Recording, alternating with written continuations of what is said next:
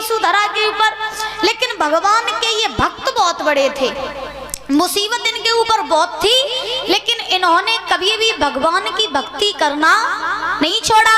और जब भगवान की भक्ति करना नहीं छोड़ा तो गरीबी की हालत में भी, इतने दुखों के बाद भी महाराज ये भगवान की भक्ति करते रहते थे। एक समय भगवान ने देखा कि ये वसु और धरा जो हैं ये मेरे नाम की बहुत भक्ति करते हैं, बहुत ज्यादा, और इनके ऊपर इतनी तो गरीबी है, इनके ऊपर इतनी तो कठिनाइयां हैं, फिर भी ये मेरा भजन करना नहीं छोड़ते, भक्ति करना नहीं छोड़ते और कभी भी मुझसे शिकायत नहीं करते। आजकल के लोग नहीं होते हैं कि थोड़ी सी भी गरीबी आ जाए या दुख आ जाए तो भगवान को दोष देने लगते हैं कि परमात्मा बहुत बुरा है, मेरे ऊपर दुख ही दुख दें, है? और सुख आ जाए तो परमात्मा को सब भूल जाओ। बताओ, झूठ तो नहीं कह रहे? हाँ, ध्यान रखना, सच्चा भक्त वही होता है जो भगवान से चाहे दुख में रहे चाहे सुख में रहे, भगवान से किसी चीज की शिकायत ना करे, वही होते हैं सच्चे भक्त। तो ध्यान रखना, वसुधरा के ऊपर बहुत गरीबी, लेकिन महाराज कभी भगवान से शिकायत नहीं करते। अब एक समय की बात, भगवान ने सोचा कि ये मेरे इतने बड़े भक्त होकर के भी इतनी इनके ऊपर गरीबी है, फिर भी किसी चीज की हमसे शिकायत नहीं करते, कुछ भी हो जाए इनकी परीक्षा लेंगे कि देखें मेरे भक्त ये कितनी घनघोर दुख उठा सकते हैं, मैं अपने भक्तों की परीक्षा लूंगा। तो जो इतने वचन कहे सो भगवान नारायण चले, अब उनको तो काम ही है भक्तन की परीक्षा लेना दादा। तो भगवान नारायण चले, संत का रूप धारण कर लिया, और संत का रूप धारण करके महाराज वसुधरा की कुटिया पे पहुंच गए। भगवान जब संत का वेश धारण करके वसुधरा की कुटिया पर पहुंचे तो वसु जो थे वो किसी कारणवश महाराज कहीं घर से बाहर चले गए, घर में केवल धरा बची, घर में केवल धरा महाराज थी। तो जैसे ही वो भगवान द्वार पर पहुंचे तो भगवान ने आवाज लगाई, माते भिक्षाम देहि।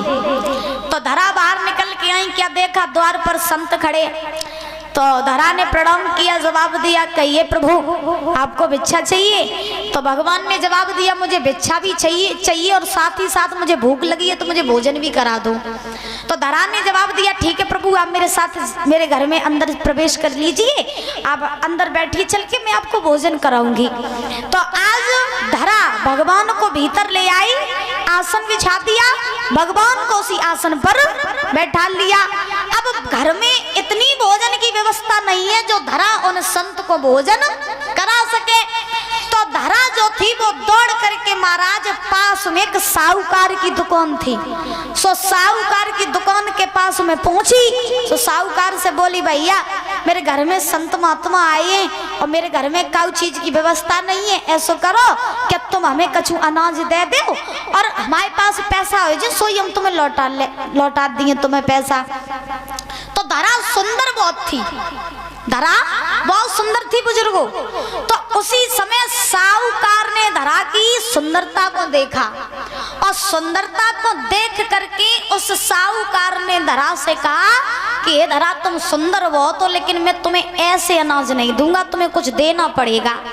तो धरा ने कहा, प्रभु आप साहूकार भैया जी आप हमसे क्या मांगना चाहते हो?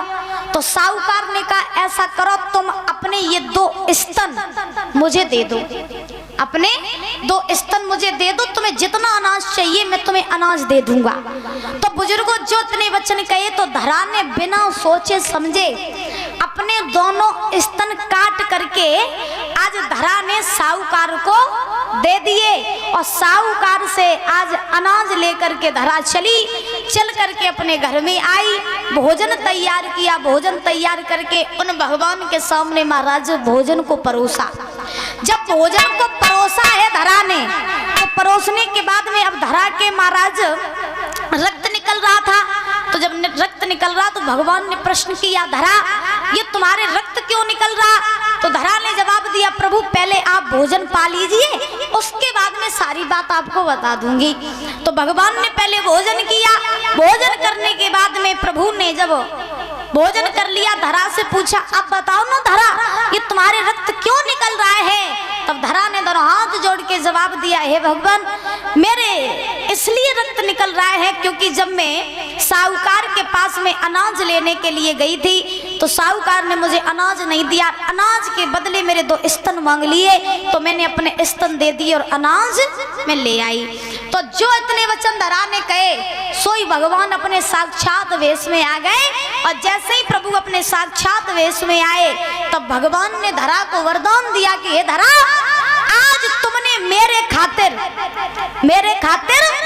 अपने स्तन दान करके आई हो, तो जाओ मैं तुम्हें ये वरदान देता हूँ कि जब द्वापर युग आएगा, द्वापर युग में जब मैं कृष्ण अवतार धारण करूंगा तब मैं तुम्हारे इन्हीं स्तनों का पान करूंगा। इसी कारण से बुजुर्गों भगवान कन्हैया जो थे वो बाबा नंद और यशोदा के यहाँ पर आए और आ करके महाराज उनके यहाँ पर लीलाएं की। बोले गोविंद भगवान